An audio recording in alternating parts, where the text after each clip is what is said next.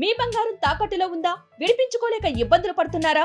అయితే మీ బంగారాన్ని వెంటనే విడిపించి కొంటాం. గణేష్ గోల్డ్. మీరు సంప్రదించాల్సిన ఫోన్ నంబర్లు 9160-266-916, 8712619507. బీఆర్కే భక్తి ఛానల్ ప్రేక్షకులందరికీ స్వాగతం, సుస్వాగతం. అందరికీ నమస్కారం. నేను మీ పల్లవి. ఈరోజు మనతో పాటు ఉన్నారు ప్రముఖ ఆధ్యాత్మికవేత్త, జ్యోతిష వాస్తు పండితులు మాడుగల శివప్రసాద్ గారు మనతో పాటు ఉన్నారు. గురువు గారిని అడిగి మరిన్ని వివరాలు తెలుసుకుందాం. నమస్తే గురుగారు. నమస్తే గురుగారు. ఆశీర్వచనం తల్లి. ఎలా ఉన్నారు? బాగున్నాం తల్లి.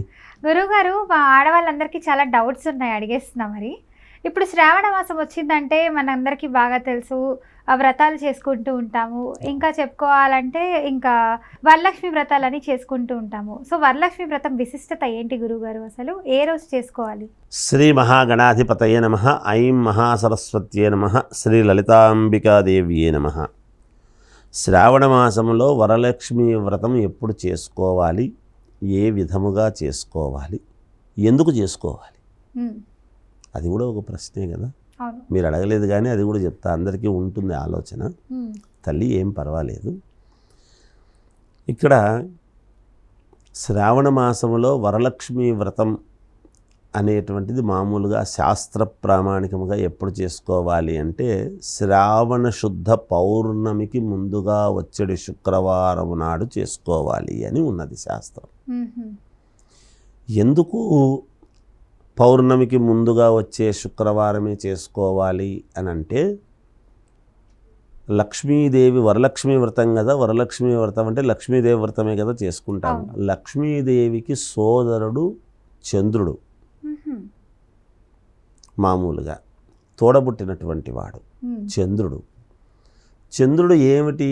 పూర్ణచంద్రుడు. పౌర్ణమి అని మనం మాట్లాడుతున్నాం. పౌర్ణమి అంటే పూర్ణచంద్రుడు అని దాని అర్థం. ఆ పౌర్ణమి నాడు ఏమిటి అంటే మనకు చంద్రుడు జాతక ప్రకారముగా సహజముగా ప్రతి వాళ్ళు పుట్టుకకు జాతకం ప్రాధాన్యత.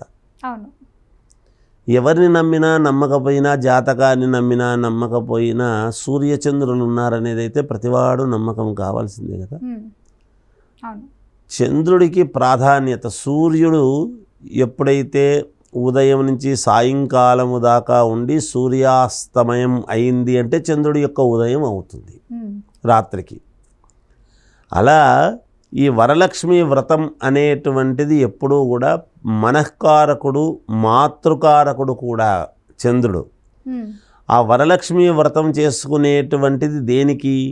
మన మనస్సులో ఉండేటువంటి కోరికలు. ఏ కోరికలు లేకుండా ఎవరు ఏమి చేసుకోరు కదా తల్లి. మా అత్తమామలు, నా కుటుంబము, నా భర్త, నా పిల్లలు, నా కుటుంబము, నా పుట్టినింటి వాళ్ళు కూడా బాగుండాలి అనేటువంటిది ఎప్పుడైతే కోరికతో ఒక స్త్రీమూర్తి అత్తవారింటికి పుట్టినింటికి రెండిటికి కూడా ఒక వారధిలాగా ఉంటుంది.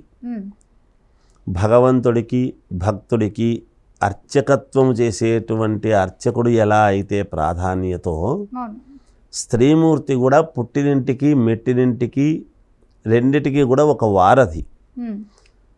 అందువలన ఇక్కడ ఈమె చేసుకునేటువంటి పూజలు తన అత్తగారింటికి, తన భర్తకు, తన పిల్లలకు మాత్రమే సంబంధించినవే అని కాకుండా ఇలా భౌతికంగా ఆమె శరీరముతో చేస్తూ ఉంది అంటే ఈ శరీరం ఎక్కడి నుంచి వచ్చింది? పలానా తల్లిదండ్రులు పుట్టినింటి నుంచి. ఆ పుట్టినింటి నుంచి ఏ సంవత్సరం అయినా వయస్సు ఎంత అని కాదు, 50-60 ఏళ్ళు వచ్చిన తర్వాత ఒక ముత్తైదువ 60 ఏళ్ళప్పుడు చేసుకుంటుంది అనుకోండి. అప్పుడు కూడా వాళ్ళ ఇంటి నుంచి కాస్త పసుపు కుంకుమ ఏవో కావాల్సినవి తీసుకొని రావాలి పుట్టినింటి వాళ్ళు. అలా బాంధవ్యము, రక్త సంబంధము అనేటువంటిది అందుకనే ఇలా వచ్చి ఆమె చేసుకుంటూ ఉండేటువంటి సమయంలో కాస్త పుట్టినించి కనీసం ఒక పళ్ళు, 2 రవికలు లేదా ఒక చీర ఏదో సారే ఏదో తీసుకొని వచ్చి ఇవ్వటం అనేటువంటిది సాంప్రదాయము ఉన్నది. అది శాస్త్రం చెబుతున్నటువంటి మాట.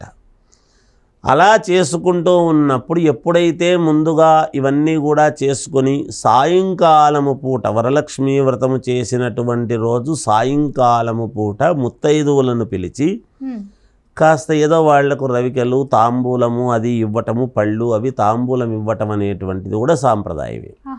అలా ఇవ్వటంలో ఆంతర్యం ఏమిటి అంటే, మామూలు లక్షణకరము కాబట్టి ఇచ్చినప్పుడు దైవం మానుష రూపేణ అని, అమ్మవారు ఎవరెవరి ఇంటికి మీరు పిలిచిన వాళ్లే కాకుండా ఒక్కొక్కసారి పిలవకుండా అనూహ్యముగా కొంతమంది వస్తారు, మనకు తెలియదు. చిన్నపిల్లల రూపంలోనో పెద్దవాళ్ళ రూపంలోనో ఎవరో ఒకరు చెప్పకుండా వస్తారు. ఆ ఇంట్లో ఆమె ఆ స్త్రీమూర్తి చేసుకునేటువంటి విధానాన్ని బట్టి, అంతే కదా, ఆమె ఎంత సంతోషముగా ఉన్నంతలో ఎంత తృప్తిగా మనస్సెరిగి అందరినీ పిలిచి చేసుకుంటుందో, ఆ చేసుకున్నటువంటి దానికి సఫలీకృతం కావాలి అంటే వెంటనే పౌర్ణం వస్తుంది. మనఃకారకుడు మాతృకారకుడు నేను ఇందాకే చెప్పా. చంద్రుడి యొక్క అనుగ్రహము పరిపూర్ణముగా సాయంకాలము పిలిచి అందరికీ కూడా తాంబూలాలు ఇవ్వటములో ఆంతర్యం ఏమిటంటే, రాత్రికి సాయంత్రానికి చంద్రుడు ఆధిపత్యము కాబట్టి అప్పుడు అందరికీ ఇచ్చేటప్పటికి దీపారాధన, పాటలు లేదా ఇంకేదో చేసుకొని అమ్మవారికి మనము కొలువులు పెట్టుకొని అన్నీ చేసుకోవటము, అలంకారము, ఉదయము వ్రతము నోముకున్నాము సాయంకాలం తాంబూలానికి రండి అని ప్రతి స్త్రీమూర్తి పిలుస్తుంటుంది. వచ్చి చేసుకొని లక్షణంగా చేసుకొని వెళ్ళానంటే, అబ్బా పలానా వాళ్ళ ఇంట్లో జరిగింది, మేము తాంబూలానికి వెళ్ళాము అంటే ఇంకొక ముత్తైదువకు వాయనములాగా, దీన్ని ఏమంటారంటే వాయనం అంటారు. మనం ఏదైనా తాంబూలం ఇవ్వటం అంటే ఒక వాయనంలాగా ఇవ్వటం అనేది. అలా ఒకరికొకరు ఇచ్చుకోవటం అనేటువంటిది ఎప్పుడైతే జరుగుతుందో వీళ్ళు దీర్ఘ సుమంగళిగా సంతోషముగా పసుపు కుంకాలతో పిల్లాపాపలతో అనుకూలముగా ఉంటారు అనేటువంటి విధానంతో మనకు వ్రతకథల్లో కూడా చెప్పేది. అందుకనే ఒక పేద బ్రాహ్మణ కుటుంబంలో చారుమతీదేవి, మగధ దేశమున కుండినంబు అనేటువంటి పట్టణంలో చారుమతీదేవి ఉంటుంది. ఆమె తన అత్తమామలు పడుతూ ఉండేటువంటి కష్టాలు, భర్త పడుతున్న కష్టాలు చూసి అమ్మవారిని నిరంతరము ఏదో ఉన్నంతలో మట్టి కలశములో పెట్టుకొని పూజ చేస్తూ ఉండేటువంటి మనిషికి ఒకనాడు అమ్మవారు రాత్రి కలలో కనపడి, శ్రావణ మాసము పౌర్ణమికి ముందుగా వచ్చే శుక్రవారం రోజు నా పూజ చేయి, నీకు మేలు చేస్తాను అని చెప్పిందని, అప్పుడు ఎప్పుడెప్పుడు వస్తుందా అని ఎదురు చూసిందని, వస్తే ఆమెకు వచ్చినటువంటి కళ స్వార్థ బుద్ధితో అందరికీ చెబితే మళ్ళీ అందరికీ అదృష్టం పోతుంది అని అనుకోకుండా అందరినీ పిలిచి ఆమెకు కలిగినంతలో ఎప్పుడైతే సంతోషముగా లోపల ఏమాత్రము వేరే అభిప్రాయం లేకుండా స్వచ్ఛమైనటువంటి మనస్సుతో ఎప్పుడైతే చేసిందో, ఒక ప్రదక్షిణ చేయంగానే గల్లు గల్లుమని కాళ్లకు గజ్జలు రావటము, రెండవ ప్రదక్షిణ చేస్తే శరీరం అంతా బంగారు ఆభరణాలు రావటము, మూడవ ప్రదక్షిణ చేస్తే ఇంటి ప్రాకారాలు ఊరంతా కూడా బంగారుమయమైంది అంటే ఆ మనిషి ఒక్కటి ఉన్నటువంటి దాని వలన ఆ ఊరంతా బాగుపడిందంటే ఊరందరినీ పిలిచింది ఆమె, తాంబూలం తీసుకుందాం రండి అని. తొమలపాకులు పళ్ళే ఇచ్చింది, ఆమె ఏమి పెద్దగా ఏదో చీరలు సారులు అన్నీ పెట్టింది అనడానికి లేదు. ఒక తాంబూలమే 3 ఆకులు 2 ఒక్కలు ఖర్జూర పండు పెట్టి ఇచ్చినారు. ఆ రోజుల్లో పెద్దగా ఇచ్చింది ఏమి లేదు. కానీ ఏదైతే మనఃపూర్వకముగా మనం ఇస్తున్నామో అందుకే పత్రం పుష్పం ఫలం తోయం అని చెప్పినాడు. అందుకే కదా భగవంతుడు చెప్తున్నాం, ఏదో ఒకటి ఇవ్వరానైనా ఏదీ లేకుండా ఉండొద్దు అని.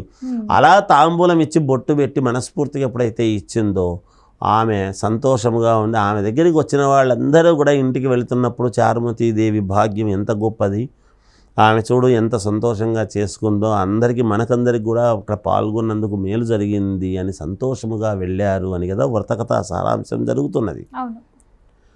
అందువలన వరలక్ష్మి వ్రతం అనేటువంటిది చేసుకోవటము ఆడవాళ్లకు చాలా అతి ముఖ్యమైనటువంటి వ్రతముగా భావించి అందరూ సంతోషముగా ఇల్లంతా కూడా ఆనందముగా ఉండటానికి శ్రేయోదాయకమైనటువంటిది. అందులో 16 తమలపాకులు 16 ఒక్కలు, అందుకే 16 కళలు అని అంటాం మనం, షోడశ దానాలు అంటాం. 16 రకాల దానాలు ఉన్నాయి. అంటే సువర్ణము, వెండి, రాగి, కంచు, ఏవేవో ఉత్తడి ఇవన్నీ కూడా ఉన్నాయి. అన్నీ కాకుండా మనం 16 తాంబూలాలు అక్కడ అమ్మవారికి పెట్టి చేసుకుంటున్నాము అంటే 16 మందికి ఇవ్వాలి మినిమం తాంబూలాలు ఇవ్వటం అనేటువంటిది. ఆ 16 మందికి తాంబూలాలు ఇస్తే చాలా శ్రేయోదాయకముగా ఉంటుంది అనేటువంటి భావనతో మనకు వ్రతకథా సారాంశం అంతా కూడా ఉంది తల్లి. ఆడవాళ్లకు చాలా మేలు జరుగుతుంది, కుటుంబానికి మేలు జరుగుతుంది. చాలా చక్కగా చెప్పారు గురుగారు, వివరణ. ధన్యవాదాలు. జయోస్తు.